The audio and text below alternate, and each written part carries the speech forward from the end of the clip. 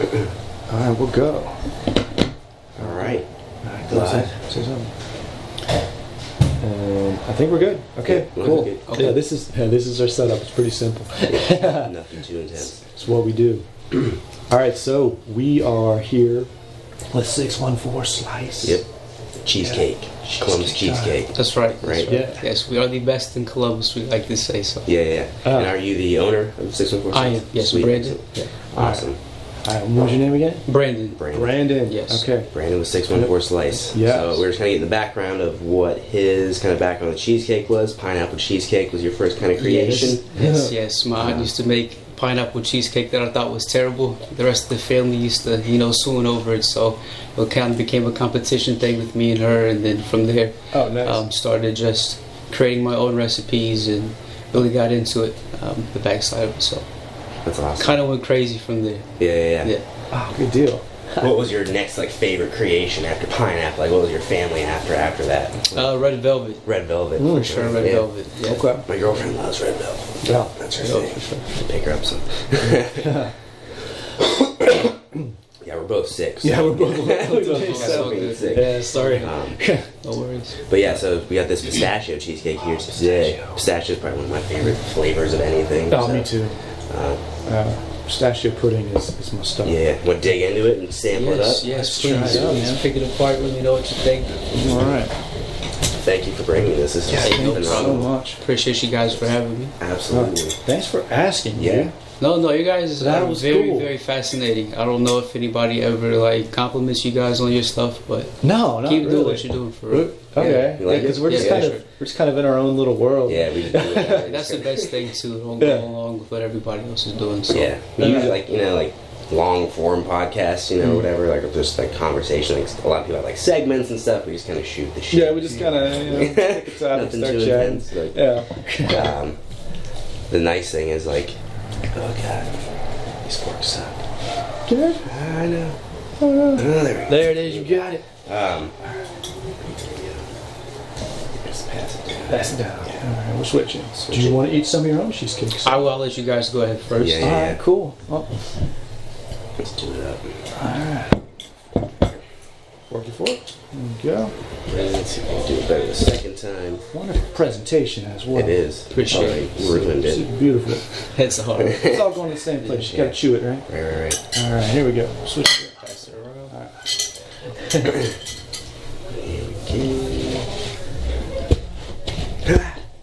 There we go. Alright, everyone's got loaded up pistachio cheesecake. Yeah, we are good. Yes, give me your honest opinion on this. That's phenomenal. Wow. It's not super dense. No, very airy. That's really cool. Yeah, so started in 2013, messing around with the recipes, and then I didn't go public until 2017. I wanted to make sure that my product was Took your time. legit aside Yeah, from yeah. your normal Cheesecake Factory denser Yeah, slice. So absolutely. Yeah, I feel like you can almost do a sampler. You could have a couple slices of this. It's pretty good. It's phenomenal. the best thing about this too, this is vegan and gluten free. So No Even way. better. What are you using the crust then? I do my own granola, Okay. Okay. Ah, okay. I see. I tasted it. I can taste that too. Yeah. Yeah, it's great. which Okay. your normal vegan cheesecake is cashews and your dates, so it's a little bit more, I think a little bit more chewy. So I wanted to give you that still kind of a crispier crust. Yeah, that's really good. What about in the cake itself? Because it's airy. Cheesecakes are normally really super dense. Yeah, that's part of the whipping process, and also with the vegan we use coconut milk and almond milk. Okay. So Oh, two of my favorite things, man. Yeah. Where are you guys located? So I rent kitchen space in Upper Arlington near Henderson Road, Okay. and then everything's made fresh to order, so nothing's sitting overnight or anything like Right, that. So. Oh, nice. It's like small batch, Yeah. straight up. Yeah, that's amazing. That's super cool. All right. That's tremendous too. Especially with I like gluten and stuff, but not everyone is into it these days. So. My wife's actually has a severe gluten allergy, Really? so Okay. she would be ridiculously excited about this. We won't say that piece. Yeah. It's gonna be all Yeah, right. I wanted to cater to everybody. The normal dessert market is so saturated. You have cookies, cakes, pies, and things like that, but you don't have a lot of people who tend to the celiac people. You don't have people who tend to the diabetics, and so in this entire cheesecake, there's only a third of a cup of organic cane sugar. Wow. Yo. So, Okay. trying to hit all the angles. Yeah. Now, I mean, how big is an entire cheesecake? Like, give people an idea. 8 slices, I would say about 9 inches around. Okay, and then that little amount of sugar is awesome. So you still get some sweetness in there. But also Just enough. Yeah. I don't eat a lot of sweets, so this is like perfect. It's not overpowering. It goes well with the coffee. Absolutely. Appreciate Great it. with coffee. Now, today we're at Coffee Connections. Yep. We've mentioned them in past episodes. A lot. This is my first time here. Yeah. And that was one of the coolest 5 minutes of my life. Yeah. In the past few months, just talking to the barista downstairs. Yeah. He knows his That was stuff. great. He was awesome. And we're drinking Americanos with sweetened condensed milk. Kind of a Cuban take. A little Cuban, yeah. This is great. This has been awesome. Appreciate it. So, are you from around here, or Yeah, so I am from the south side of Columbus, right on? Okay. Williams and High area. Okay. Yeah, But yeah. I went to school in Dublin, graduated from Kaufman High School. Nice. Okay. I have friends up there. Sweet. Where did you graduate? 2010. Okay. Graduated in 2011. Yeah. No, babies. Yeah. Yeah. 98. That's not too old, man. I graduated in the 20th century, y'all. Oh. Yeah. How many flavors of cheesecake do you have? Or like how many different We styles? have 8 vegan flavors. I only offer 3 on my website. I'm still making updates. And then I have 6 normal. And then all of those can be made gluten free. For sure. I have a Weekend in New York. That's my take on a New York style cheesecake. Peanut butter bliss. I have a beekeeper. That's honey and almonds. Yeah, that sounds really We good. have cookie jar. Okay. It's my version of the milk after your milk and cookies. All Okay. the sugar and stuff sets at the bottom of the cup. Oh, So, yeah. That's awesome. That's cool to start with like that as a Yeah. concept. We'll put that in a cheesecake. Yeah. That's cool. That's a good, that's the thing too. You're kind of branching outside the typical flavor of cheesecake too. You're not just, New York style with strawberries or whatever, like outside. So that's good. Yeah, I definitely want you to get a different feel for dessert. And when people eat this, like, well, this isn't cheesecake. And then when people tell me that, I'm like, I've done my job if you're telling me that's not cheesecake. Yeah. Like personally, I'm a big fan of a very simple graham cracker crust, and this crust that you have here is delicious. Yeah. Appreciate it. That's so good. Yeah, it's No. great. Thank you. My aunt makes kind of just a standard cheesecake, Not hating on her or anything, but this beats it, So Oh, someone's coming. sounds like your coffee's coming. Yo. Thank you so much for coming here. Thanks, Thank buddy. you so much. Thank you, sir. Thank you. All right, so I don't know what we were talking about before. This is our first interview with someone we don't know, so we're trying to figure out what to do. You can ask me anything. Same thing, we just Yeah. gonna freestyle, so we're just Yeah. freestyle with you too. So. So I do have a question for you guys. What's So up, man? what is the difference between jiu-jitsu and taekwondo? So, in simple words, striking and grappling. Taekwondo is basically like leg boxing, where you're just like jabbing, kicking at each other, right? Yeah. And jiu-jitsu is very much wrestling and like choke oriented, like you're trying to choke and do like joint manipulations and stuff like that. Yeah. So, Okay. Yeah, jiu-jitsu is like wrestling with benefits. Wrestling, all you do is pin people. With jiu-jitsu, you get to like joint lock them and choke them. exactly. Yeah. And you have the hybrids of catch wrestling when you can Yes. do both. Yeah, So, I mean, seriously, catch wrestling is awesome. that's making a resurgence too. And, yeah, taekwondo is just foot boxing. Okay. Yeah. And I do a much older style. It's funny, I've been doing it so long now that Olympic style has changed quite a bit. I don't know what they do anymore. Yeah. It's So, weird he little was- stuff. But he was very high level. He doesn't really talk about it. Like he was like national level type, So he was traveling around kicking people in the face from other countries and stuff. So, it's a fun way to spend your life. And then like in jiu-jitsu, like I traveled a little bit, around the country doing some stuff, like competing and stuff. Yeah, ridiculous. Do all right. Hopefully, trying to get my black belt this year. So it takes forever. And you on that's- the long path. Yeah, dude. Usually it takes on average in jiu-jitsu like 10 years probably. I'm in like 11. That's crazy. I'm like 11 deep, and I still not quite there. But that's the thing. Like I've traded hands. Like people association people like over top to kind of handle your promotions and stuff like that. And I've changed hands so many times due to whatever. So finally, I think I'm in a good spot where I can earn that black belt. That's another fun thing we bonded on, is having to switch schools.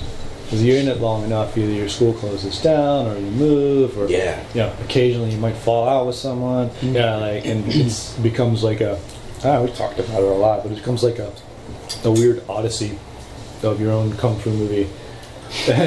That's the thing, like you watch any classic kung fu movie, there's like some elements that you're like, oh shit, this is all real. Like, they're based on reality somewhere. Yeah. So like there's almost like a life, I don't want to say like a life cycle in every gym or every school, but like something will happen sometime that causes some type of like exodus of students, and like you got to pay attention to that. And like he and I, like in certain different situations, didn't, and like should have left. And then sometimes we did, and like identified like, oh yeah, I did that too. And I don't know. And that's sort of like a lot of the basis behind the podcast, is kind of like looking back on those mistakes and be like, hey, if this is happening in your school, get the fuck out, you know? Get out. So that's like a lot of like what the martial arts part of the podcast is like oriented to, is kind of just like recognizing like healthy environments and training and stuff like that, because we've been in good environments, we've been in bad environments, you know, we've had successes and losses and shit like that, so we at least know what to look for, you know what I mean? Because I think we're both unique in the fact that we've traveled a lot, and we've trained with trained not at just different schools, but with a lot of different people, whereas most people in martial arts don't do that. You're sort of in your bubble, and that's what you think it is. And so one of the things we like to expose people to is that that's not it.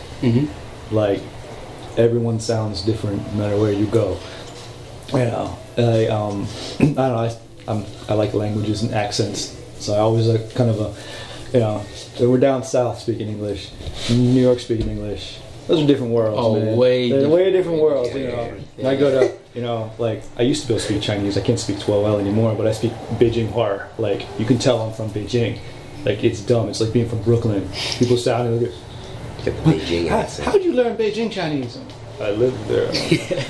You know, or like, you know, styles of martial arts. You know, like, you can tell who I trained with in Taekwondo by what I did. I don't know a lot of his teachers, so he's Cheney to me. But as you know, people that he learned from, it's there. And so people that don't travel around, they don't get to see that. They don't get to understand that. Well, we talk about that a lot. Of just, it's, you know, get out and see the world and do other things, and especially with something like jiu-jitsu, super open community, especially nowadays, where you can just show up with your gi anywhere and people will welcome you, and they're cool about it, and you just go and just train. And then like in the outside world, if you like recognize someone like, oh, they do jiu-jitsu, they have like a jiu-jitsu shirt on, and you like just kind of have that already. And then you're friends. Yeah, you already have that like silent connection. You can just like give them a little nod and they'll know. Or like you both have like fucked up ears a little bit. You know, what's up? You know it's good. Or like when I was in London, England, I went to Gracie's gym. We went on went on vacation, and we were like three underground stops from Hodger's gym. So I was like, I'm going. And, you know, I just showed up with my gi on, and, you know, met a few people, and they started like, oh, go eat here, go do that, go to the top of the shot, get a coffee. You know, the shot, I don't know how it's spelled, the shot is a giant building in London, and literally at the top of the shot you can get a coffee, and you look at all of London. And it was awesome. I wouldn't have known to do that. But I'm just rolling with the dude, and he's like, yeah, you gotta go do that. That's how it works. If you go travel somewhere and train there or compete there or whatever, like someone will tell you something that's like not mainstream or something about that place. Like I went to Iceland this past summer. Oh, that's dope. Man. Yeah, for like a training camp, and like it was jiu-jitsu in Iceland for a week. But a lot of locals were just training at a local gym, so they're like, oh yeah, don't avoid this place is packed, go here, like, so you get kind of inside scoop on what you actually want to see, as opposed to the tourist experience of a lot of places, like, but in New York a couple times, like first time I went to Times Square and all that stuff, did the touristy stuff, and then you find some other like cool underground places. Or, like, I trained up in Queens when you guys were in high school, and they didn't let us outside at night. But we went up there and trained, and in New York, everyone trains till 1 o'clock in the morning. It's ridiculous. I'm from Athens. Like, we don't do that. We had a good time. But yeah, you just get to, like, it's going on a training trip. Yeah, that's the thing in martial arts. Like in Taekwondo, I don't know how it is now. We were very unique. That we knew everybody and we trained with a lot of different people. And still a lot, like in the 90s, it was still a very style versus style thing. But it was also like rival schools. We were all stuck in bad kung fu movies, honestly. And yeah, it's weird. It's weird. You like look at it like, damn, that's a dumb parallel, but it's true. But it's so true, and it's that bad and corny. But all the people we were friends with, we travel around and train with them. Go stay here for a week. Go stay there for a week. You're just sleeping on someone's floor. Yeah, and that's the thing. I would say that was a key difference. Though I mean, it happens like musicians and shit do. They'll like pile in vans and go somewhere and like just sleep. Like into a room, whatever. Like same thing in jiu-jitsu or taekwondo or whatever. Like, you'll have like 9 guys in a crappy hotel room. Like, yeah. But like that's sort of the experience with it though too. Like that's what's more fun about even like competing sometimes. Like just hanging out and chilling with your dudes. Yes, that's the culture of the life of it, man. Yeah. Just living the life it makes it fun. Yep. Like I'm ancient now. Right? Nah, you're still a spring chicken. I've been rebuilt. I'm good. You're good. I'd say you're probably healthier now than you were. Put together. Put everything back together. But to look back at my life and compare it to other people that are in late teens, early 20s, I think all the stuff I did by the time I was like 22, it's ridiculous. Most people haven't left their rooms that many times. Yeah. Oh yeah, especially upcoming generations too. I've been all over the planet. I started teaching when I was 16. I started, traveling everywhere, and if you're really hardcore into a martial art, it gives you like a base I can go there and find a school.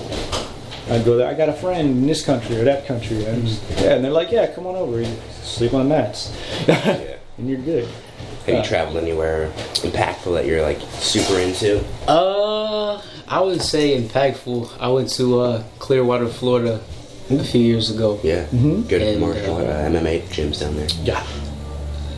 That was the first time, the only time I've ever gotten a sunburn. Okay. But at the same time, it was, you have an appreciation for the sun compared to here. It's just like, oh, it's hot today. But it's like down there, it's like, man, how do you guys do this every single day? Yeah. You know what I mean? So yeah, it's intense. When I was, 25? When my sister graduated high school, my grandpa sent us on a family vacation. We'd never been on one, me, my sister, and my mom. He was on a 7-day cruise to Caribbean. I was the only person on this boat that didn't get sunburned. Nice. And there were Brazilians there. The 2 Brazilian families kept thinking I was a part of the other family, which was really funny. There were people from Africa, there were people all over the world, and like everybody else got sunburned except for me. Yeah, feels good. Yeah, it was alright. Frequent Chicago. Chicago's a very cool city. Dude, I love Chicago. Yeah, my wife loves Chicago. I've never been. Dude, I love I've driven Chicago. past it, but Sears Tower. You must, if you haven't. Yeah, Michigan Avenue, just rocking down. Yeah. That's a cool place. But that's the other place. Like I bounce between like Chicago, New York a lot, and Chicago is definitely, I love it. There's like Millennium Park and all that stuff, just super dope. My daughter's been to Millennium Park. They went to a concert up there. Yeah, she said it was pretty cool. Yeah, but no, it's a lot of my time I've spent on this, to be honest. So yeah, so like the thing we talk about is like trusting the process, sticking to the path. Like, what has your path and process been? Like, what is your? Oh, it sucked. I'm sure it's been. It sucked. Yeah. So, especially first starting out, what people don't realize about business is that you cannot. Because I'm a big believer in don't worry about social media and things like that. Is because what they're doing is not what you're doing. If you were meant to do what they're doing, you'd be boring that person and be doing their process. But, you have all of the money that you think you waste going into products that don't come out right, but that's just trial and error. And I'm sure it's the same thing for you. It's just like all the moves that you try out and different gyms that you've been to. Yeah, it's led you up into. It's just a part of the process. But it's ugly, but at the same time, it is beautiful. And then also, I've had a partner that was stealing money. So it kind of set me back as well. It wasn't a ton of money, but you know, in business, money is money. Money, Too. money, You're yeah, trying to get steal money is out there. stealing, So, man. Trust. and then also, my brother a couple years ago got diagnosed with leukemia, so that flipped everything upside down too. So My best friend stepped passed away. from leukemia. I understand that. Sorry to hear that. No, yeah, I understand the It's process. tough. So that is also why I cut down sugar in my products. I didn't realize the effects of cancer cells and sugars like Oh, yeah. gasoline and Keep fire. that up, yeah. So, It's a phenomenal process, yeah. oh, for sure. But like I said, I'm sure you guys can agree that the things that you go through in life also they add on to the process of, you know, I'm going to get to a spot that's so gnarly that all this other bullshit doesn't matter right now. Yeah, dude. Yeah, it's all just steps. You look at it, right? Yeah. Understand But- that for sure. Yeah. But I love the grind. I don't mind setting aside, you know, leisurely time and, you know, delayed gratification because I know at some point that everything will be going to where I can do what I want to do. And, you know, I'm different from a lot of other people into where I'm not materialistic at all. More so, I just want to travel and things like that and Experiences. Yeah. bring, for Have sure, bring experience, different cultures into what I'm doing now, or how can I add value to different cultures and different people and different groups like that. So For sure. So you just travel around sampling flavors. Yeah. Like, that'll be a cheesecake. That'll be good. Yeah. Or like, how can I, you know, intermingle what I'm doing into your style of food and things like that. So that's why I love when you guys are talking about you can travel to gyms and people are so accepting. Here, it's not the case. It's very cliquey. Yeah, And you will not hear a lot of people talk about that because the food scene is very glitzy here. Yeah. Is it? And Okay. I think No, it's we very don't. glitzy here. I guess we don't get out Yeah. much. So. We sort of live under rocks. Like, I used to get out a little bit more, but, like, I know that Columbus is, like, a freaking hot food. Powerhouse. Like, it's nuts. Powerhouse. Yeah. You can never eat the same thing twice in Columbus. There's always something to eat. Yeah. But, you know, if you're not in these certain groups of people, it's kind of just like, Hard to break in kind of thing. yeah. So that's why I'm always for the people who aren't seen. It's like, hey, how can I help you, you know, promote your business? What can I do to help you? How can I just encourage you to keep going to where you're like, okay, my cookies aren't selling like this other person's cookies. It's like, okay, well, find out a market for yourself. Don't worry about that, you know. So Yeah. Yeah. We are starting to delve into those ideas. Yeah. We're trying to expand this thing a little bit. So, like, And yeah. yeah, like, jiu-jitsu, we talk about it, like, it's very, like, available, like, with social media, with this, so, like, the sharing idea is a little bit more open. It didn't used to be. So, like, that's kind of like a new breath, you know, in the community that you can share stuff. So, like, I guess it's always been I've always been curious in, like, the business aspect. Like, you probably don't share stuff, or maybe you do. Like, you have, like, little alliances with some people, or, like, you get along with some people. I don't know. Like, I'm for everybody. I work with anybody. Yeah, but yeah. there are people that I am closer with. Yeah. But I don't I think that's just favor natural. anybody at all. Yeah. At the same time, like if someone from the outside is like, "Hey, can I do A, B, and C with you?" Sure, we'll see. But if we don't connect, we don't connect. You know, Yeah. we can't I force gotcha. anything to work. Totally. I gotcha. Yeah. But definitely with you guys, like I said, just be encouraged. Like you have something very unique. Especially like you don't hear jiu-jitsu and coffee or taekwondo and coffee. yeah. You don't. And then your pictures too of all your different coffees. Oh, you're digging it? Man, what are they drinking Thank you. today? Yeah. Like, what Thank are they you, doing dude. today? Oh, thank you. We try and keep it interesting. Yeah, you know. trying to keep it interesting with the resources that we have. That's all you can do. Because, yeah, That's all you can do. Yeah. Yeah. Trying to MacGyver it as much as possible. Yeah. Yeah, that's the thing too. Like, you can get some weirdly good ingredients around to kind of enhance your coffee. Like, we get cinnamon and vanilla bean, all this sorts of, you know. If you have a coffee press, just pop a cinnamon stick in it and brew your coffee sometime. Really? It's really good. It's a nice little accent. It's weird, but it's good. Yeah, Never it's heard of that tasty. before. Yeah, no, I go to you go to any like Asian market, you can get cinnamon sticks for cheap. It's I got a big thing of Korean cinnamon sticks, and I was like, I just like cinnamon. And this one time, like, they break off because you file them, and so then you get these little bits you can't do anything with. I'm just gonna pop that in the coffee, and I shared it with him. He's like, "Dude, what is that? I like that. What is that? That's amazing." Cinnamon, baby. It's nice. But so what is the actual like cheesecake scene in Columbus like? Like, are there? Yeah. I mean, you guys are the people I really know. So, so there's one person. I'm not going to say who it is. I'm not giving you shine right now. Yeah. So there's no free publicity out here. I just gotta keep it real right there. But I know one other person who's really.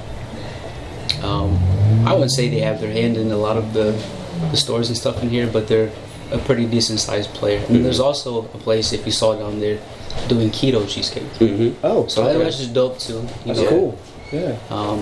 So it is very slim, but like I said, if you have a product that's unique, there's always going to be room for you. So I just try to find different avenues and lanes that aren't touched by people. So I don't necessarily want to be in any kind of grocery stores or anything like that. Around here, and it's not disrespect to anybody, but it's like that's not what I'm trying to do. Smaller, and also I don't like to go with the grain. I like to try to go outside the box and see what I can get into. I mean, we talk about comfort zones, and it seems like you're always outside your comfort zone. Always, so you gotta grow that way. Get out. You know, I mean, one way you get punched in the face, the other way you're starting to do it business-wise too. But both ways toughen you up. And then you also clearly have Cheesecake Factory is always going to be the Jeff Bezos of cheesecake. Dude, with a phone book menu though, I mean, they're delicious though. You can't. I mean, no, you can't. It's good. Delicious. But I don't know, man. This cheesecake was good. Oh no, I for sure appreciate that. Definitely gluten free and vegan. That's the thing. Vegan, gluten free. I'm a weekday vegetarian, and I like to. I don't eat sweets during the week, but on Friday. Go hard. I'll get after some cheesecake, man. It's veggie. Ooh. That's awesome. No, like with just the type of. I mean, on top of the food market in Columbus, there's a massive like fitness market too. It is a fitness market in Columbus. And I know fitness people love their desserts too. So they're always looking for something like this. Also, I don't know if you guys saw, I'm working on a CBD line of cheesecake. Sweet. I remember you mentioned that. Yeah. Awesome. So. Still flavor-wise, how's that working out? Really well, actually. Yeah. Cool. Okay. Yeah, very, very well. Okay. I mean, I feel like anymore it's so versatile. You can do just about anything and stuff. So that's awesome. I have salted caramel, strawberry, and maple walnut flavors for those. Dang. Yeah. That sounds really good. Yeah. That's very cool. But like I said, just trying to hit all the different avenues. Why not be able to feel good as well as have something that tastes good? Yeah. And then also. With the rise of diabetes and things like that, I honestly do believe that your normal bakery will die out eventually. You cannot sustain that amount of sugar in your body. Now, people will always have a sweet tooth. Yeah. Inevitable. But why, consume that much when you can also, have flavor, satisfy that sweet tooth, but also watch what you're putting into your body. So, I mean, have nutritional value with start to anyway, it's great. So you said you started in 2013, right? And then you went public in 2017. And then I didn't start gaining any kind of recognition until last year. So that's what I'm saying with the process too. Like, just really be patient with your stuff. That's all you can do. So like between like 2013 2017, what was that process? Like, what was that gap? Man, that was a lot of just like, not even my own mom would taste my cheesecake. She was just like, no, I don't think so. But a lot of hours, a lot of weekends, I wouldn't go out or anything like that. Like I said, I didn't travel. Literally all of my money was dumped into this. Trying this market research and handing out samples, and then just the product development side itself was fun, but also a nightmare at the same time. How'd that start though? Like with did you just like, I'm just gonna think of a cheesecake recipe and make it? Did you just start with something and just build from there? No, I started making the pineapple first. Yeah, and then like where did it go from there though? Just different flavors. You just started dumping new stuff in and figuring it out? Reese cups, Oreos, different things like that. But they were just so sweet. I'm like stings almost. I need an insulin shot after this one. I feel that. And then just kind of kept building. It's like, that was better, that was better. And then my brother is my flavor guy. So when I say us, I am the head chef at Slice, but my brother, has probably the biggest sweet tooth I've ever seen. So nice. he would always just be eating ice cream and different things like that. Well, hey, try this, try this, try this, Like, try I'll save this. your life here. But he knows what's good though. He knows his flavors, so trust his palate. That's cool that you have a taste tester though. Yeah.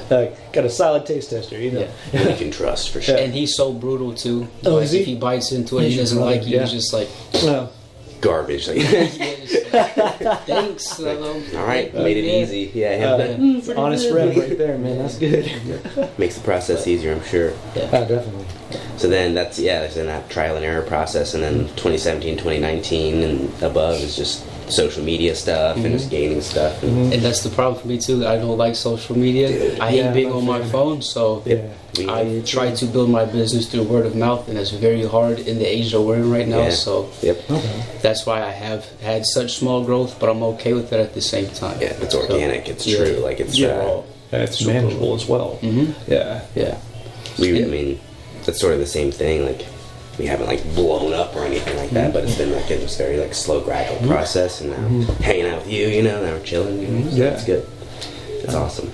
It's been built. But we talk about social media a lot, like, and this kind of how it can be a tool, a little bit of weapon here and there. It can obviously be misused a lot. How much stock you really put in it. How of a time waster it can be. Like, you get lost for hours in social media. when you really only need it for like 15 minutes to post your thing and be done with it, get rid of it.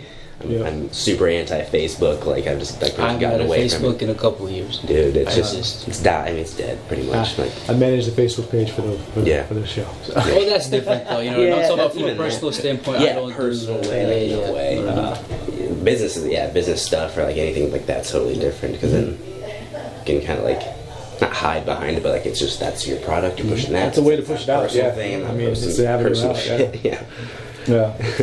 What was like the hardest struggle you found like throughout your process that you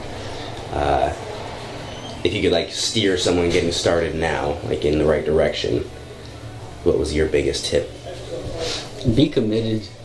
Be super committed and understand, like I said, this is, if you want instant oatmeal, you know what I'm saying, go to Walmart and get you some.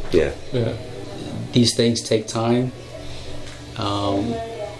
You need to understand that you're going to have a lot of late nights and you're going to be spending money you don't want to spend. You're going to have friends and family doubt you, tell you you're crazy for what you're doing, it's never going to work. There's already something on the market like that, even though you know your product is unique. You have a lot of people in your ears, so just drowning out naysayers and things like that. And of course, if you know your stuff is garbage, tell yourself it's garbage, work on it. But if you know what you're doing is unique and things like that, just don't look in other lanes. Just stay straight ahead. And like I said, be prepared for the pain. So even for you guys, for example, cauliflower ear, can't do it. I can't do it. But at the same time, like you guys are building up a tolerance and getting to a certain level to where you're like, okay, I get dinged right here again, it's not going to do anything to me. You know what I mean? So, definitely focus on yourself. Now, have you always had that from like the get? You always had like, all right, I'm committed to this at the get go. I'm sure you've had your doubts along the way. Oh, for sure. No. There's been times where I'm just like, damn, I don't want to do this anymore. This sucks. And it was more so just me comparing myself to other people and where they were in their process, and then also stepping back and meditating on the fact that, okay, so I'm never going to be this person. I'm never going to have what they have. What can Brandon do to maximize his results? What can Brandon do to maximize his products, his craft, and then just go in that lane and then just take the punches with it. Like you're going to keep rolling, and then life, like I said with my brother, guys steal money, and then just other things that pop up in life is how bad do you really want to do what you want to do? Or you can just be comfortable and I can go get a job somewhere and just work and be along with society, and which is nothing wrong with that, at all. If that's your lane and you're happy there, that's cool. But it's not made for everyone, though. No, it's not. It's definitely not. But I feel like there's a lot of people who were on the brink of like something crazy and hitting a level of success that you wouldn't even imagine hitting, but they just tapped out. Like they just got too overwhelmed with everything. So eat your punches. Yeah, just keep going. Yeah, keep for going. sure. Absolutely. And that's I mean, obviously in martial arts it's quite literal. It's a very literal application of that. But obviously, like to take that out in the real world and whatnot, and But that's the crossover. Right. That's what everyone always talks about when your teacher's trying to tell you. Exactly. Suffer now and live your life a champion. Yeah. That's just another version of the suffering, but it's not bad. No, it's not bad suffering. It's good. Like you can't put a negative connotation on it. Quite fondly a lot. Yeah, you're like, you know what? Remember those days? We're not there anymore, so we're cool. So, I mean, you're an entrepreneur. You're busy a lot. Like, what kind of self-care stuff do you do? You meditate? You do meditation is a must. Yeah. Especially with if you do have people who are competitors, which I don't compete with anybody. Like I said, I just focus on myself and what I'm doing. But you have to stay grounded into where. If your mental clarity is gone, you can't serve other people. I don't care what you're trying to do. So meditate in the morning. I try to work out as much as possible. I am a vegetarian. Nice. Awesome. Which I'm not against meat. I smelled some bacon earlier today. Oh man, I miss it. Bacon's all right, man. Yeah. That's why I'm a weekday vegetarian. Honestly, still exists for some bacon. And then really spending time around people who care about you and who push you to do better.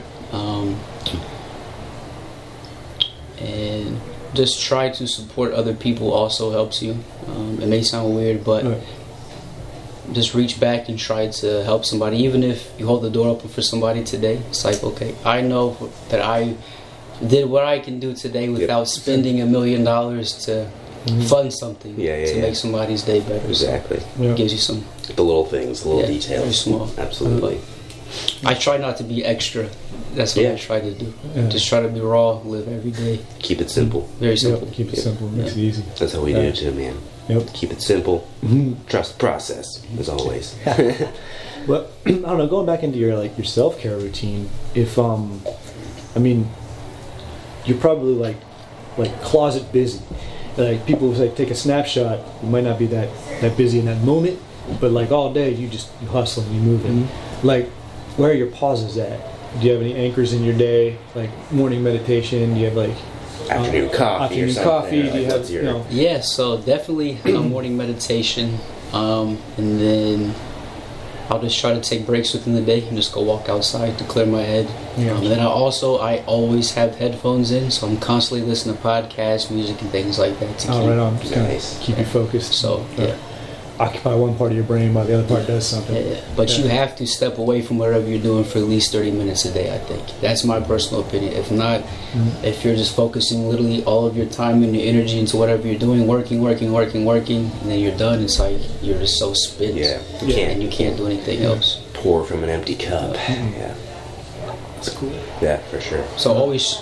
For you guys too, I don't know what your days look like. I'm sure you're busy too, but just try to step away for a little bit. Just go outside and just breathe in some air. That's luckily recently, I've been able to you've got a little bit more free time. I've been able to formulate free time in my schedule. And I do that. I take time away and I do whatever. I do something else that I want to do. That's the thing. I really like what I do. I teach jiu-jitsu for a living now. I made that, that jump and did that. So that's great. But at the same time, I need to find time away from it and do other shit too, be a well-rounded person and whatnot. Which can be hard. Yeah, it's tough too. Also, you will offend people taking care of yourself as well, because people are like, oh, you're not spending time with me, you haven't talked to me. There's sometimes where I literally just won't even check my phone for a couple of days and people are like, why are you being an ass? I needed to get away and clear my head. So that comes with it too. Just focus on yourself, and if you, like I said, if you're not better yourself, you can't sow into anybody else. That can be tough, setting boundaries with friends, family, and being like, I'm not doing this, this is when I have time to do this, I have to do this now, that's tough. It's a learning process. I don't know, we both started teaching as teenagers, and so boundaries were odd. You kind of become the disciple of whoever's running the school or whatever. They kind of can be weird. Call you up at all times, all hours, do this, do that. And it's really weird. It's a process to learn. And I know now, as an adult, as a stay-at-home dad, my boundaries are solid, man. Yeah. Like, there's just stuff I just don't do. And, like, people are like, why don't you do more? Don't you have more time? I'm like, sometimes I have more time, but I ain't going there.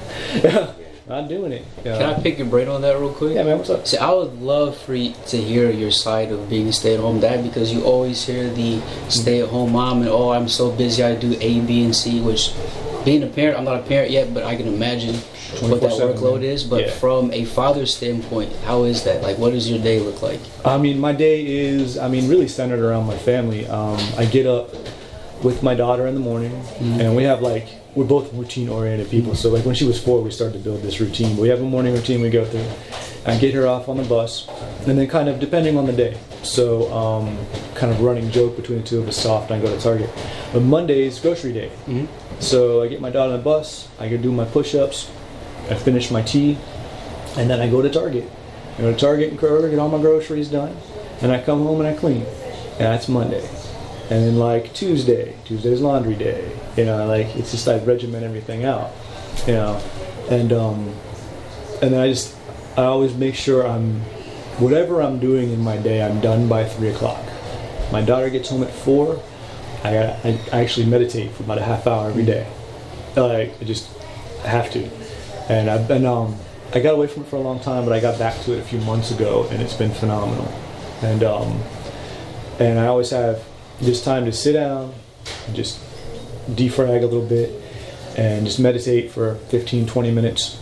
And then when my daughter gets home, we kind of go into that, you know, whatever our evening routine is. And during the day, I always fit training in. I've been remodeling my basement all week. Oh, nice. It was phenomenal before. Now it's like it might as well be its own little school. Actually, I gave him like a preview. It's about 80% done. Yeah. And so I can just go downstairs and train. State of the art. Yeah, I got everything I need. I got a striking area, I got a grappling area, I got a weight area, I got a kung fu movie room. I have a bachelor's degree in exercise physiology, and I'm a strength and conditioning coach, and a 4th degree black belt. And so I have the knowledge and I have the space. So for me, I can just run downstairs and go through whatever training schedule I'm on right now, and I always fit that in. And then just sort of, like, I fit myself in around everybody else. I try not to interrupt people or not be available. Because if you're a stay-at-home parent, your primary function is to take care of everybody around you. Like, that's really it. Like, your life isn't necessarily your own. And for a lot of people, it's really tough to wrap their brain around that. They don't feel like they accomplish anything in a day because they didn't get paid or didn't go to work. When I work 24 hours a day, like right now, like to set this up, I was almost paranoid. Like, oh man, it's Saturday. Oh geez, can we really go to this? And I talked to my wife about it. She's like, go to a coffee shop and talk to somebody. You'll be fine. It's not that bad. You'll be fine. I'm like, oh, okay, I can be a human outside the house. Oh man. But it's it's a process and it's an adjustment. And it's closet difficult because everyone, like, to look at the way I dress or how I act, everyone thinks I'm lazy. I'm always doing something. And even if that something is I'm sitting down and eating, but I will, like, oh, you need me? What do you need? Okay, I'll get back to it. You know, you're always on, which I like. I don't mind it at all. But it's a personality thing. I'd like to take care of people, always have. So it works out. That's amazing, man. Yeah? Yeah. Okay. Yeah, no, that's what I'm saying. Like, That's just not talked about. I don't feel like amongst I'm a men. unicorn, dude. I don't know any other stay-at-home dads. No, Yeah. I need to. You know. Yeah, I've rumors of them. Like, supposedly my grandpa's wife's youngest son is a stay-at-home dad. Yeah, I've heard of that. Or every once in a while I'll meet somebody who's like, oh, I know a dude in Wisconsin who's a stay-at-home dad. I'm like, you know anyone in Hilliard? No one else? No. Just And then, Instagram people? Yeah. I've never even met another one on Instagram, bro. Yeah. So I think 10 years from now, it'll be in sitcoms. It'll be normal. But my kids will be grown by then, and so it won't matter. Like, yeah, it's becoming a thing. Like, men with, I don't know, like domestic skills is still rare. But yeah, that's like my girlfriend now. She's like, "Oh, you clean and you cook and you that." I'm like, "Yeah." I mean, you're like, I'm I make cheesecake for a living. Like, Yeah, exactly. Yeah, you're an adult. Yeah. No, like even in my generation, like I know so many people my age that, like I was raised by powerful women, man. Same here for sure. Yeah, so I'm a little bit of a man hater sometimes. But I'm like, men are incompetent fools, and I forget that I am one. I'm like, oh wait, except you, except me. Yeah, we're good. Yeah, I'm the exception. but yeah, that's just kind of the minds that I've always had. I don't want to be a guy who can't boil water. Yeah, that's rough. Stupid. Yeah. You can't fold your own clothes, man. Or that's a washing machine. Yeah. Like I've always hated that. Yeah. And so just growing up, but on the people I grew up around, I just sort of joined in all the housework and all the take care of kids and all that stuff. It's just sort of what I do. Yeah. And I don't like to have short hair, so I can't have a real job. But no. Well, like, yeah, I mean, you have the background of beating the shit out of people. It turns that helps a lot, so, like, actually. That's pretty badass. Too. It's not just like I collect stamps and all that. No, I collect souls. Like, what was I telling somebody the other day about? I'm suburb scary. Yeah. 90% of my neighbors don't even make eye contact with me because I'm normally barefoot and shirtless and pushing a sled outside or something. Like what the fuck is that? But then I'm also like at the grocery store and I have my own like bags that I have with me in a bag, and I'm like, nah. These are bags my wife made. I don't use that plastic mess. They're like, wait, what? This is a good shampoo. You gotta use this shampoo. Gotta keep the hair nice. I was a domestic skill. You got all the skills, you know. But then, then I'm like, I could whoop his ass. Yeah. I don't care. You always have that in your back pocket. Yeah, which is it's a wonderful confidence builder. Because then you can dress goofy. You can say, you can like watch what you want. You can listen to, you can listen to whatever music you want. My daughter loves K-pop. That's all we listen to. BTS and Pentagon and all that. Go ahead, say what you want. I think it's awesome. I'll just snap you in half. I love my boy bands. It's great. Yeah. So it's like a weird confidence. It's sort of the funny end of learning how to fight so you don't have to fight. Yeah. Is learn how to fight so you can be a smart ass and not worry about people's opinions. And the more you know, the less you want to fight too. Oh, true. Because like, it's whatever. Like, there's no point in it. Business. Like, I mean, and hanging out with a killer like this, like, he's so good. Like, if I just, he's like, it's nice. It's ridiculous. But like, I function. It functions well. Yeah, got heavy legs. Legs is huge. One of the sayings on your wall is like, strong legs and strong back make the athlete or something. Oh yeah, an iron back and legs like tree trunks make a good athlete. That like stuck in my head. Russian stuff. I was like, I got big ass legs. Like, cool. That's what you want, man. Use them. No, that's a Russian saying to from the slam 50s. people. But all your good training comes from the USSR in the 50s. They were 100 years ahead of everybody. And then everyone caught up, and that's why they all got that's why Russia just got busted for performance enhancing, because everyone caught up with them and they stopped progressing.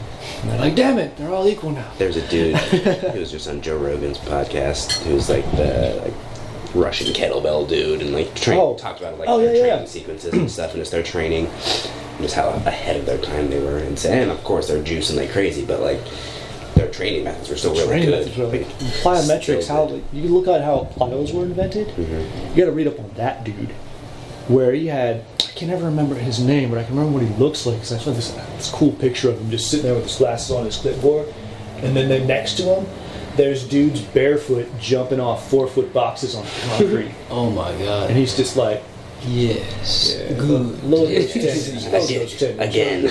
Yeah.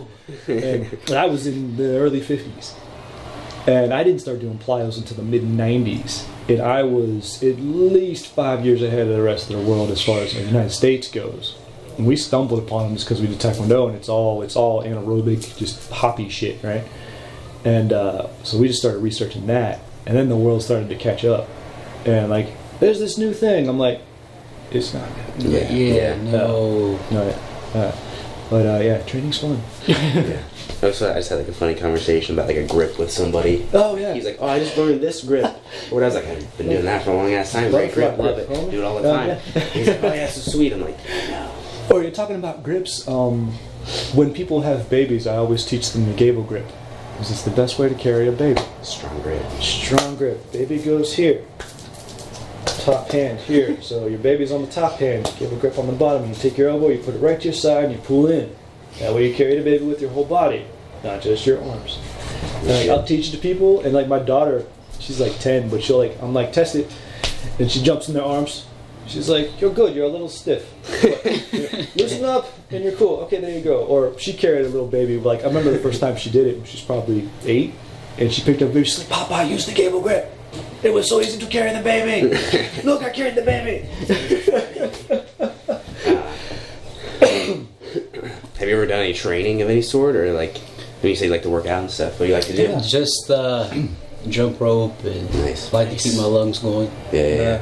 Love to jump rope. I jumped rope a bunch last weekend. Bench press, curls, just basic stuff. Yeah. And pull-ups. There's a lot of body weight stuff too, just to stay limber. There's a lot of guys in my gym who are just like, yeah. Let's go! Like, okay, we'll touch your back real quick. Yeah. There's a video of a dude, like, he put a sticker on, like, some dude's, like, shoulder blade. He's like, he, like, can't get to it. It's hysterical. Yeah. That was, I mean, I always want my range of motion and my mobility. Yeah, range of motion is key. That's always what I want. But yeah, if you ever want to train, let us know, man. Let us know, man. We'll hook you up. We got the spots. Yeah, you got spots. We design know things. Definitely for stretching. I need to get my legs more. Dude, like he literally, my ankles and feet. His ankles used to be trash, man. Everything was just so wrecked. They were so bad. People were just ripped them off for years. I did not rehab them properly. And he got a hold of me or whatever, stretched them all out. Yeah. I got gave me exercises. all kinds of foot and ankle stuff, man. Okay. And like literally saved my life. Well, I have the ankles of a 12-year-old girl. Yeah. Like they're tiny, but I have the feet of like a 6'8" man. And Slash so, gorilla. Yeah, it's ridiculous. So like I've had a lot of sprained ankles, and I ripped my foot off once. It's horrible. Oh. And so just through like necessity and trial and error, and just because I'm a kind of anatomy and physiology junkie, I've kind of just researched and learned all these things. And so, like, I got something in the bag for whatever's wrong with you. He's had I had to fix something. nuts injuries. Yeah. He's had insane injuries that are like disgusting. I had a meniscus surgery a couple years ago. His right knee. Did they sew it up or did they remove it?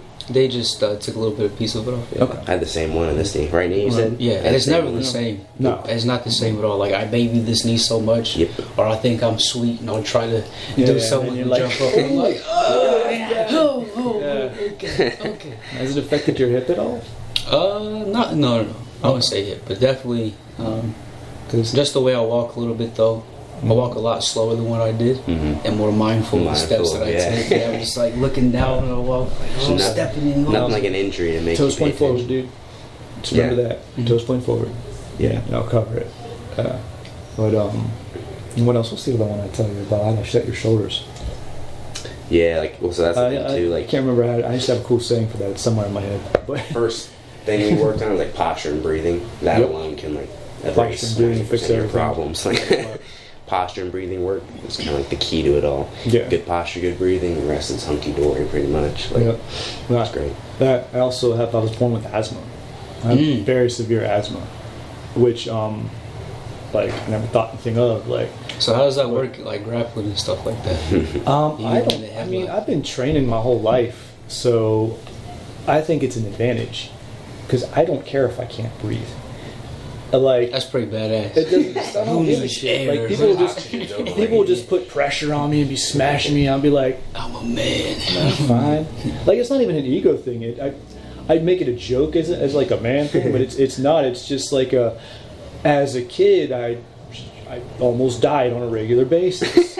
And you can either blue every day. I used to. Yeah. I swear to God, I used to turn blue. It was stupid. Like it's crazy. Like I would turn blue and I couldn't speak above a whisper. I'd be like, I'm fine. But let me die alone. you can either be afraid of that or you can embrace it. I saw it as an advantage when I learned about energy systems as a child. You got 3 energy systems. You got 2 anaerobic ones and you got an aerobic one. I'm like, well, my aerobic one's out. I can't use oxygen. I got 2 more. And I was just like, all right, if I can take 1 breath, I'll be fine. Okay, cool, go. And to the point where, like, when I was in college, they banned me from lactate tests. I don't have a lactate threshold. The lactate system is one of your anaerobic energy systems. And it's just lactate's produced by your muscles as you use them, and you can recycle it. And most people don't recycle it that fast, and you get sore and they burn out, and you have like a ceiling. Don't. Because I can't breathe anyway. So oxygen isn't necessary. yeah, whatever.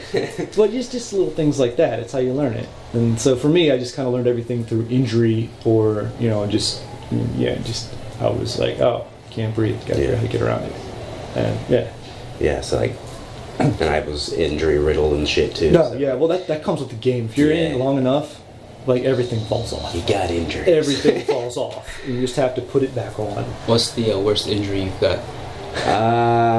What would you say? Like the ones that you've had to repair? My ankles were pretty bad. I had a knee surgery. That was the only surgery I've had, but my neck has had some issues recently, which is a little. That's a little much. But actually, I've gotten a lot of good range of motion back. So we've really opened it back up. That neck freaks me out. Yeah, it's a little weird, but.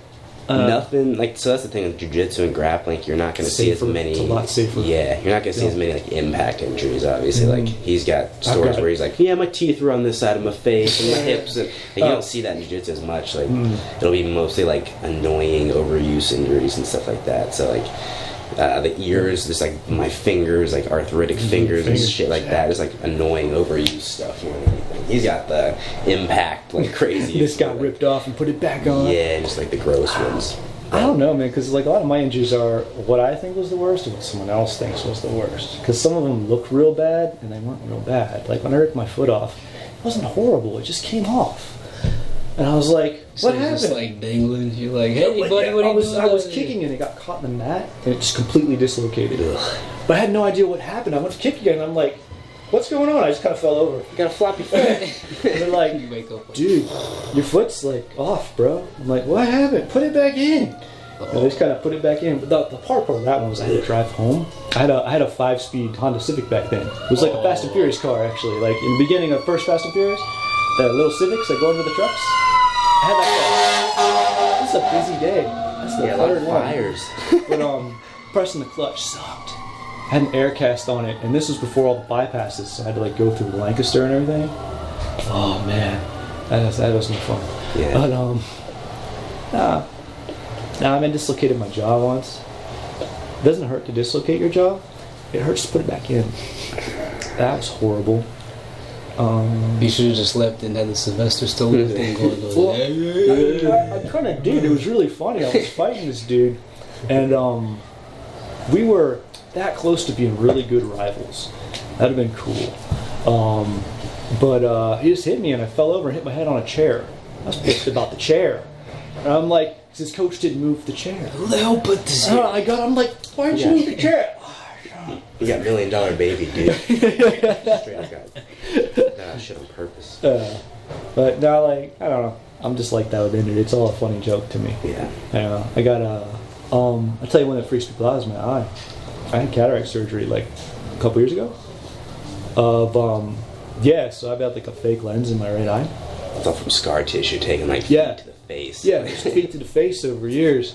And like I didn't realize how blind I was in that eye until they fixed it. I was like, I couldn't see anything. Whoa.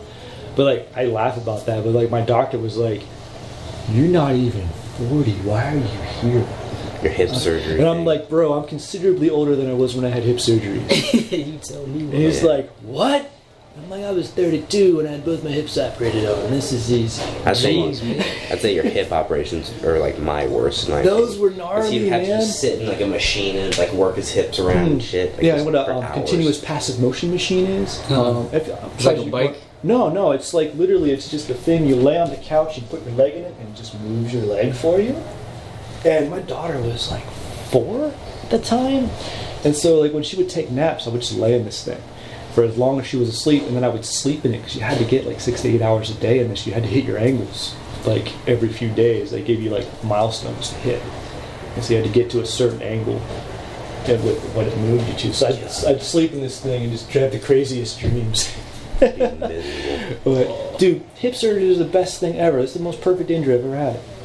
You know how much better I felt after those surgeries? Immediately. Replacements or just just refinements. Okay. Dremel tool and a staple gun. Just and I need another one. Left is I got a little funkiness going on there, but it's not. Man, Let's see, That's right. Lifetime Martial Arts. Get these cool stories. Yeah. Yeah, see? But it's part of your process, though. You'd be like, I'm part machine right now. I'm working on it. Come back from stuff like that, you know. To come back from stuff like that, I don't think anything of, but I've seen it end people's, not just careers, but like their athletic life, their hobby, their passion goes away. Just stop. I can't do it. I don't want that. That's So you gotta another find thing a we way talk around about. it. One of my goals is to train as long as I As possibly long as possible, yeah. you know, and just do this process and do it as long as I can. Yeah, there's a story about one of the founders of Brazilian Jiu-Jitsu, Gracie, that it said that he rolled on the last week of his life. He died when he was 95, and it said he taught a private lesson that week. He was training. He literally rolled the day he died. That's how I want to go up. That's Yeah. how you, like, Doing what the you thing. love doing. yeah, just doing what you're doing. So it's kind of the goal. Yeah. And that's a true story, even though it's a legend. It happened. Like his grandkids will talk about. Yeah. And that's well. That's going. romantic, bro. Yeah. I want that in my life. So when you train, do you go 100% each training session, or is like 50, 75 one day, 85 one day? We might go 25% today. Or That's with jiu-jitsu, so that's the cool thing. Like, again, like, you can go 100% without killing each other. Like, you can go and just you go as you would in a tournament, pretty much in the same energy, without annihilating each other. Whereas, like in kickboxing or Just something, like striking, you're like, gonna beat the shit out of it. It's not going to work out as well, But- recovery-wise. But But the cool thing about jiu-jitsu is you can also scale it back. Yeah, And it's there's- still fun.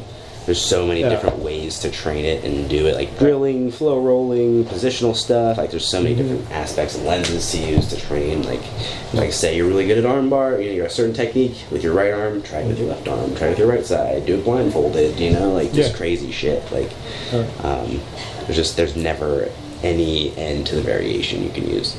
You know, and that's what I like about it. I like variety. I like just stuff I can pull from and do different things. And jiu-jitsu allows that. So, And it's considerably easier on the body. yeah.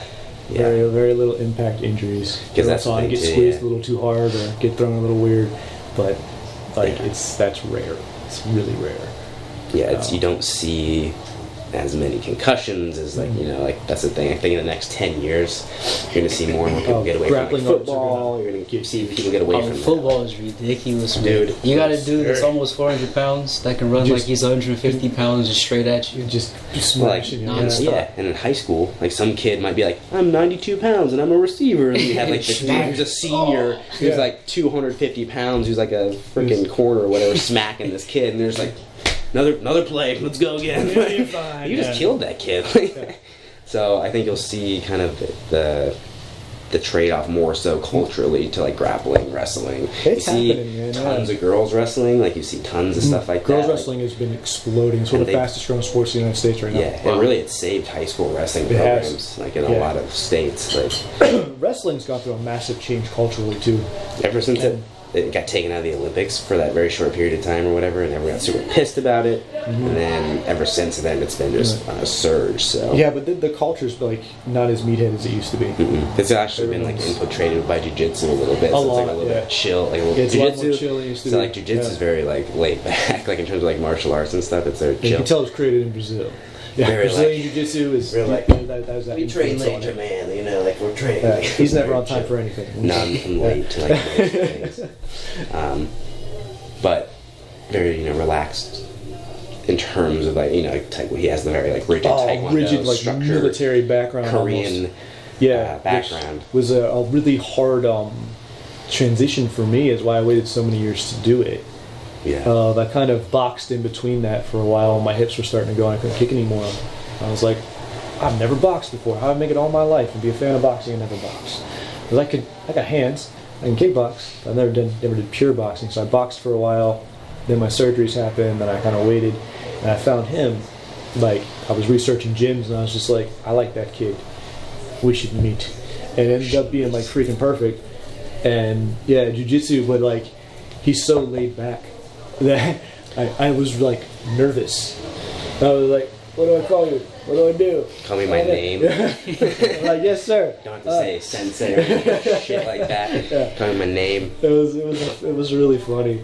Because that's, yeah, like, a lot of our backgrounds, we've had megalomaniacs be like, you call me sensei, you call me this. Oh, you're sensei. Yeah, exactly. Like, for real. Yeah. There's a funny movie. It's called Art of Self-Defense. Even if you haven't never like done any martial arts, you'd still find it funny. But it's so true. it's insane. Yeah, God, it's got Jesse Eisenberg in it. it's funny. He You should straight watch it. faces the whole thing. If you need Oh, like it's a great. deep insight to like the weird shit of martial arts, watch that movie. Watch that movie. It's Yeah, great. It's good. But yeah, I think it's just an interesting culture. You know, It is, Love yeah. it. I mean, Love like jiu-jitsu. anything. I I love mean, you're in the. I mean, as far as being a chef, also a really interesting culture. A lot of funny egos running around. It's a lot all of ego. weird secrets. It's all ego. I feel like you have to have some to be a chef, right? I mean, you got to be good at just anything. like to be a you gotta have a jiu-jitsu little bit. person, you have to. Yes and no. I grew up pretty poor, so I was always humbled. Well, You know, it's always somebody worse than you, worse off than you, somebody better than you. So just really build up what you're good at. So even with this, I'm not like, oh, my shit don't stink. Yeah, yeah, Yes, the rest. Because there's always somebody can come through and make something 100 times better than this. yeah. And then all the ego that I have is just out the window. But we do have a lot of chefs that are just like, I shook Gordon Ramsay's hand one time. That's great, bro. That is great. You keep shaking Gordon Ramsay's hand. That's awesome. That's funny. That's sweet. Yeah, like with. I mean, I worked at a specific diner in Grandview for a while. It was like kind of higher end and stuff. Like I got to see some of like the You would be an behind the amazing scenes. server. I bet you got lots of tips. So I did food running more so than anything. Oh, So like I kind damn, of okay. so without like the social aspect. Just So the I would social kind of like run aspect, food and be yeah, like right. just save some face and run away again. Yeah. It wasn't quite as intense, but yeah. But I got to see some of like the behind the scenes of how a kitchen works. Like Oh, it's crazy. it's nuts. It's Like, crazy. Sheer nut. Like if you don't have your head on your shoulders, like you may as well not even show up. Like No, it'll break you for real. Yeah. Especially during dinner rushes and things like that. yeah. Intense. It's No room for error. like this right here. Oh, nice. The chef that trained me, he Yeah. would leave tongs on the grill. Mm. If you fuck Just up, get high set up. Oh, just hit he'll smack you on the arms. Dude, see, That's what I was Yeah. up front. Okay, It's the same that's the martial thing. arts All shit right, right yeah, there. you Yeah. got- He probably. People are like, oh, that's abuse. I'm like, no, you literally learn how to focus in a way that you would never Yep. Oh yeah. think of function. doing it. So like your hand is so hilarious. steady, you're just Yeah. like, I do not want this I fucking don't want tongs on myself. You go around. Yeah. I have been hit with a stick a few times. Yeah. He just I picks feel up. that. What is this? I don't know. A tomato. I don't know. It's not even cut yet. Yeah. Ah. So yeah, so you do have that background with You get someone it. being over Mhm. top of you. and Oh really yeah, the chefs that being train me on are top of you. nuts. Yep. Yeah. Super nuts. Now, do you appreciate that though? Absolutely. They're crazy good, and they Oh, yeah. were a little bit unhinged, Mhm. but you learn For a sure. lot from it. Yeah, like yeah. you can look back and be like, all right, I listened in between the chairs and I got it. Yeah. Okay. Yeah. You build a different type of skin too. Uh-huh. It's stuff like you wouldn't want to subject anyone else to it, but you're glad you did it a little bit. You know, you're like, I won't do that to somebody, but I'm glad that I went through that. In a And weird like way. I'm sure you guys can understand this. Like you have these hot shots that come in and they've been trained all, smoke and mirrors, and then it's time to get busy. Yeah. You're like, fuck. Yeah. This is Oh. not what I'm used to right What now. You're happened? like, this is what Yeah. we do every day. Yep. Yeah. Welcome Like, to hell. yeah. You know. Like, yep. Yeah. Now that is does that still happen as much? I'm not on the top anymore. I'm still a white belt, so I don't get to experience that anymore. But In jiu-jitsu, not as much, and other stuff, and like MMA, you'll see that. MMA still I'd happens, say. still comes around? Yeah, just because again, like that's so like highly competitive. Like, I mean, there's a yeah, lot it takes of money, so much like, to get anywhere in that too. yeah, Like, that's just you have to be a killer to like get into that shit. Yeah. Jiu-jitsu's a little less like you can fight your best friend. You could have like 10 grand on the line, maybe for a match or whatever. Fight your best friend. Have a nice dinner afterward. Yeah, Probably won't see right. that in MMA, Like, you won't see that type of camaraderie post-competition. Do you guys, in your field, did you have to go through some grunt work? Like when you hell first yeah. get there, like you're the new dude. I used to work on a vineyard too, so I know how to make wine. And they would make me carry just tubs Yeah. and tubs of grapes and barrels, and it'd be so heavy. Yep. And I'd be like, "Hey, can you give me a hand?" They're like, good nah, training. you got it. That's You got nice. it. I'm just dragging like, No stranger to paying your dues. Oh no, man, definitely. I mean, I've been cleaning the school. I started cleaning schools when I was 14, 15 years old. Yeah. Every week, that's how I paid my tuition. nice. Yeah, but that's sort of like the classic, Yeah, like the I'll mop yeah. up or I'll stay later Yeah. or whatever. Like that's just being people's training partners, where you're not the guy, you're the guy that helps the guy, So you got to show up, and you got to take like when one of my coaches that I had here, he was still at the top of the game. He was a heavyweight. I was a freaking bantamweight. So there was a 100-pound difference between us. I used to be his training partner all the time. He would kick the absolute shit out of me, and His piggy ropes. yeah, pretty much. No, man, but I learned to be able to absorb hits and how not to get hurt and how to move the hell out of the way, and to the point where I almost got legendary for it, where people would be like, "Look, when he gets hit, oh, look, he almost he just disintegrated and he came back. He only fell out one time. He absorbed it." He absorbed it. But you got to, and just kind of just suck that shit up. I used to get anxiety attacks before Saturday training. Saturday was always the hardest day, and I'd be driving up here. Drinking my coffee, just shaking, it's gonna be fine. It's gonna be fine. No, and you gotta train for 5 hours that day in 2 different arts, and then teach a class before, train one art, train the other, teach another class. You can't fuck up for a second. Mm-hmm. And it's very similar to working in a kitchen from what you've said, is it's that same kind of idea. Mm-hmm. Stress is the same, but then there's also I remember one time. We were training before class and I broke my leg. Oh. And not bad, I just fractured my shin. It wasn't horrible. It didn't even hurt that bad, but it swelled up like that. And I was like, that's just gonna get worse. Standing there for the next 3 hours. And I'm like, alright, so I'm like, I got pre-wrapping tape. So I'm out the front with my sleeve. I'm wrapping it. It's all purple and shit now. I'm like, I might be broke. I might not. Fine, I'm taping it up. One little kid sees me and just I'm like, I'm good, bro. Look away. Don't worry about it. You just gotta put the tape on right. See how I do the strips? I taught him how to tape a leg right there. He's like, that's really cool. Yeah, I know how bad it is. That's kind of all my life. Mm-hmm. Yeah. Oh well.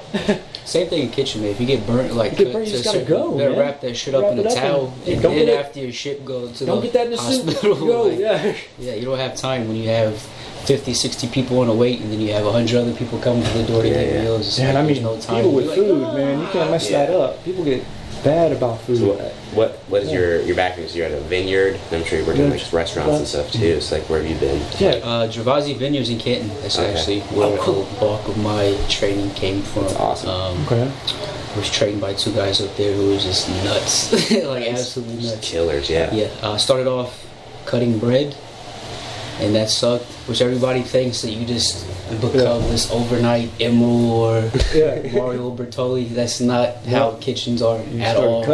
Yeah, Food Network gives people a very bad notion of what kitchen life is. Cut bread, and then you do dishes. You're taking out trash. You're carrying shit for people. You're walking around with a tub of vegetables, cheeses, different things like that. There's a stack of stuff on top of you. So you put a lot of that grunt work in, and then I saw a flyer that they were hiring for a winery, and everybody there was 70, 80 years old, just super old dudes. And the guy who ran the winery, he was an old Italian guy, so he would travel to Italy every year, bring back grape varietals and things like that, and it was really cool.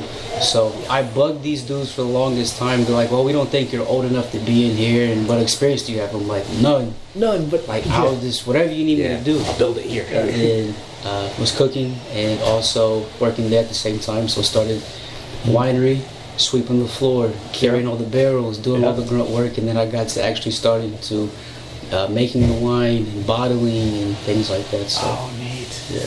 I have some grapes in my backyard that are finally growing enough. I go to the farmer's market and get these grapes every year. These Concord grapes from the east side of Columbus. I don't know, here, in Ohio. And I've been spitting the seeds in that bed forever, and now I got some grapes. Now I have grapes this year.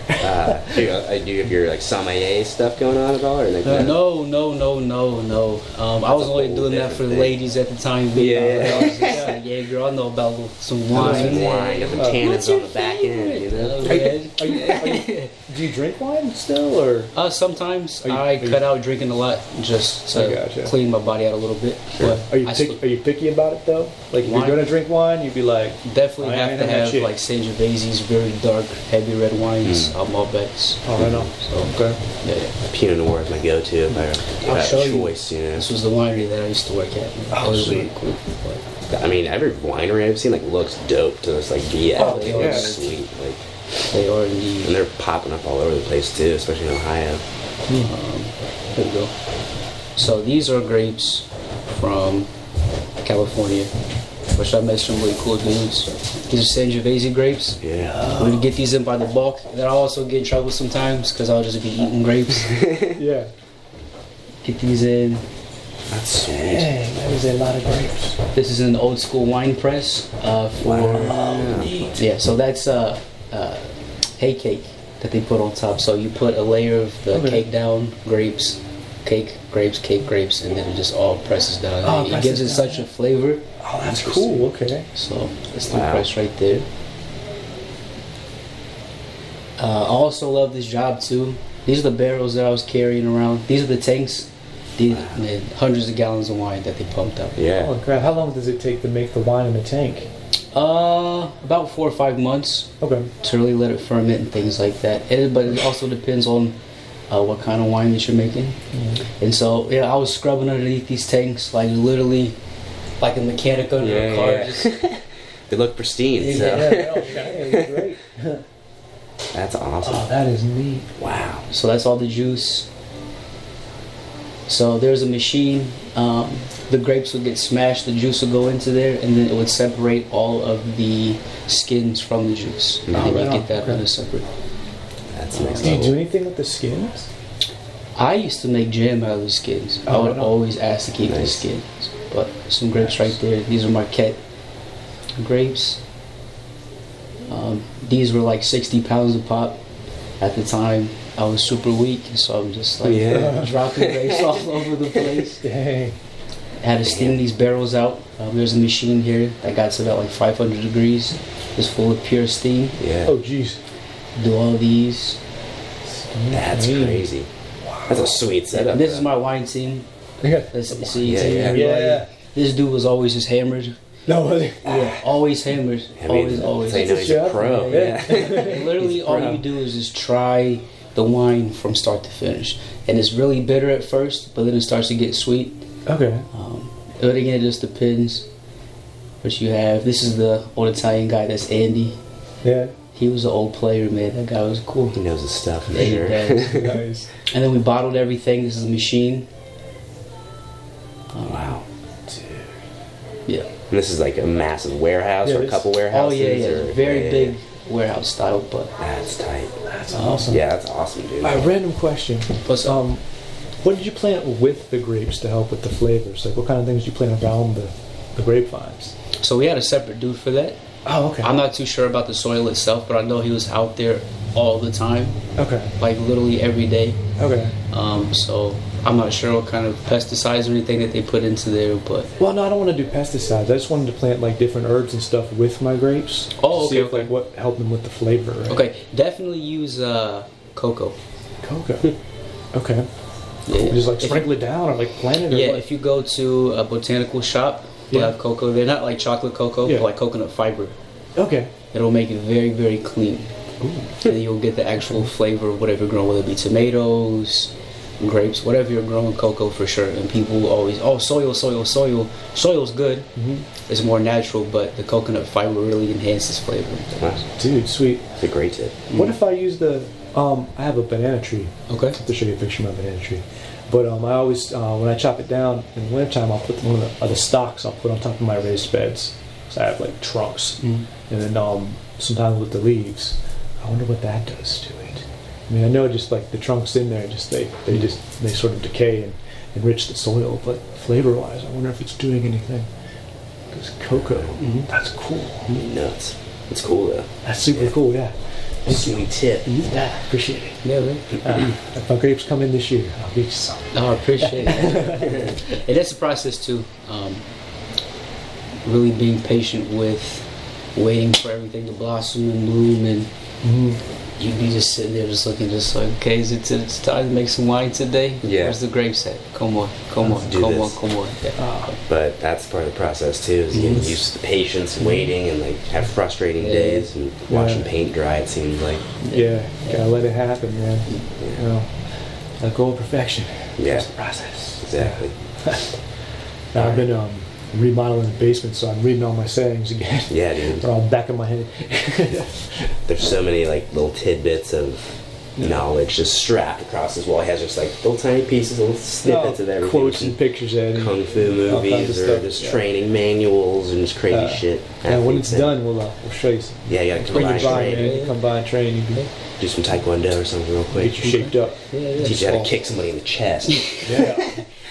All right, well. Yeah, let's wrap it up. Wrapping it up, man. So, you got anything to plug? At the end, like Instagrams, all that stuff? Yeah, Instagram at Slice614.